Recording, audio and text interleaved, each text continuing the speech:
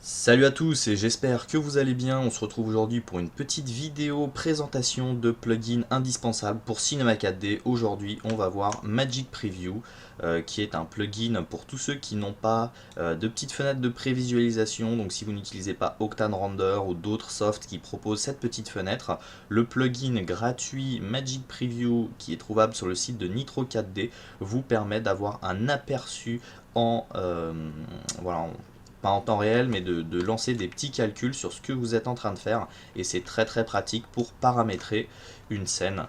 Voilà. Donc vous pouvez retrouver l'actualité des plugins Cinema 4D sur la page C4D Plug. Donc il y a une page tenue par Bart Nicolas où il y a une actualité sur plein de plugins hyper cool, que ce soit gratuit ou payant. Vous avez des codes de réduction sur certains plugins et vous avez même des codes de réduction sur certains tutoriels, par exemple sur le tuto Ninja Cyborg de Sylvain. Donc eh bien tenez-vous au courant de l'actualité et vous pouvez aussi venir en discuter dans le groupe Motion Designers Community pour tous ceux qui ne connaîtraient pas. Donc c'est une petite série de tutos que je fais sur des plugins indispensables. Il y a déjà 2 et bientôt 3 vidéos qui sont déjà présentes sur des petits tools que j'ai ici et d'autres que je vais vous montrer. Donc aujourd'hui, Magic Preview, je ne vais pas faire une vidéo trop longue, mais je vais vous montrer un peu à quoi ça sert. Donc Magic Preview, c'est une petite fenêtre comme ceci où on peut régler la taille comme sous un Live Viewer d'Octane. C'est assez simple, donc on a dans les paramètres View la possibilité de changer l'affichage du temps de calcul. On a la possibilité de choisir si on est en real time, c'est-à-dire qu'on voit les samples, ou alors si la mise à jour ne se fait que quand le rendu est fini. On a la possibilité de contrôler quand est-ce qu'il va faire des updates. On a quelques presets pour ceux qui les auraient téléchargés. Et on a une petite aide. Ensuite, en bas, on a un slider de qualité. Donc plus le slider va être faible, plus ça va rendre vite, mais plus on va avoir cet aspect pixelisé. C'est quand même assez pratique pour tout ce qui va être placement de lumière, hein, puisqu'on n'a pas besoin d'avoir un aperçu final. Et quand vous voulez un aperçu final, eh bien vous mettez au max. Et ici, vous avez tout simplement la résolution finale. Vous avez ici un petit slider de... Donc ici, je n'y ai pas accès, mais de... Comment ça s'appelle, d'anti-aliasing. Voilà, il y a un petit slider d'anti-aliasing ici qu'on peut avoir. Donc si il est bas, vous avez beaucoup d'aliasing. S'il est haut, vous n'avez pas d'aliasing. Et ici, vous avez la possibilité de cocher les modes d'illumination globale ou d'avoir le mode d'illumination globale en mode preview. Donc là, j'ai un calcul qui va être très long et très lourd, tout simplement puisque mon illumination globale n'est absolument pas optimisée pour le moment. Voilà. Donc on peut quand même voir ce que ça fait. Voilà. Donc on voit quand même quand on baisse le slider de qualité que ça va calculer plus rapidement. Donc ça nous permet d'avoir un aperçu du coup de ce qui va être de l'illu. Donc là, il n'y a aucune raison d'avoir de l'illumination globale puisque je n'ai pas de ciel et tout ça. Donc c'est juste rajouter du temps de rendu. Mais pour vous montrer le tout, je vais ajouter un petit ciel et je vais faire glisser un matériau avec donc un HDR. Et là, quand je vais cocher GI, on va tout de suite voir que hop, ça me permet d'avoir un aperçu de mon illumination globale qu'on ne voit pas ici. Donc c'est très pratique et on a un petit preset preview qui est une manière de calcul différente. Voilà, un petit preset Magic Preview. Donc on peut voir ce qu'il nous fait, cache d'irradiance, et il se charge pour vous de faire un petit preset de calcul assez rapide. Donc là, si j'ai un résultat un peu différent, c'est parce que j'ai choisi la méthode quasi Monte Carlo. Et on peut aussi ajouter du coup de l'occlusion ambiante. Donc comme on peut le voir, plus on va ajouter de détails, plus notre rendu va être long. Mais ça permet quand même d'avoir son petit aperçu qui met bien. Voilà, donc ça c'est quand même une petite chose assez cool. Voilà, donc occlusion ambiante. Hop, hop, hop. Je vais réduire un petit peu.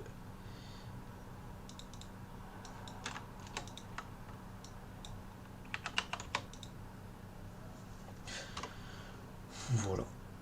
Hop, donc du coup, eh bien, ça permet donc d'avoir son petit temps réel qui peut mettre bien pour tous ceux qui aiment bien voilà, avoir un aperçu de ce qu'ils vont faire au niveau du lighting et tout ça. Donc c'est quand même un plugin qui est plutôt cool. Et puis du coup, si on met des matériaux avec du displace, donc on va aussi pouvoir voir ce que ça fait. Donc ça c'est quand même pas mal du tout, puisque dans ces 4D, dans la version 18, il me semble que ce sera corrigé. Mais jusqu'à maintenant, on ne pouvait pas voir les modifications de displace. Donc là par exemple, je vais mettre un matériau avec du displace. Alors, on va supprimer ça et ça.